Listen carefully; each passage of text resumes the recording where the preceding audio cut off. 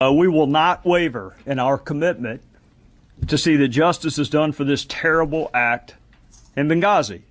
And make no mistake, justice will be done. That was the President of the United States over a year ago. We're investigating exactly what happened, but my biggest priority now is bringing those folks to justice. That was the President of the United States over a year ago. No one has been arrested. No one has been prosecuted.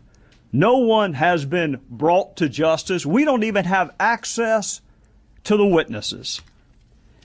You and the media were good enough for my 16 years as a prosecutor not to tell me how to do my job. And so far in Congress, y'all have been good enough not to tell me how to do my job. I'm not telling you how to do your job. But I'm going to ask you some questions, and if you can't answer these questions, then I'll leave you to draw whatever conclusion you want to draw about whether or not the media has provided sufficient oversight. Can you tell me why Chris Stevens was in Benghazi the night that he was killed? Do you know? Does it bother you whether or not you know why Chris Stevens was in Benghazi?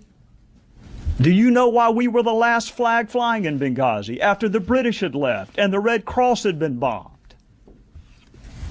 Do you know why requests for additional security were denied? Do you know why an ambassador asking for more security days and weeks before he was murdered and those requests went unheeded? Do you know the answer to why those requests went unheeded?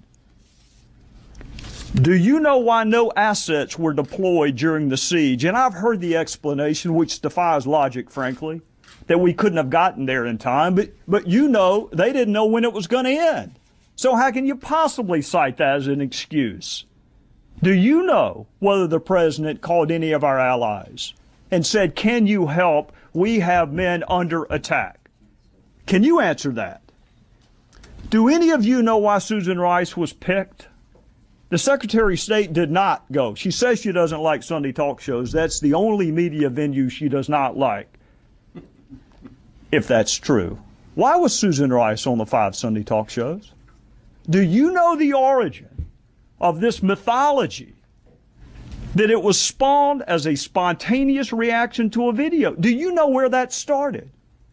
Do you know how we got from no evidence of that to that being the official position of the administration? In conclusion, Congress is supposed to provide oversight.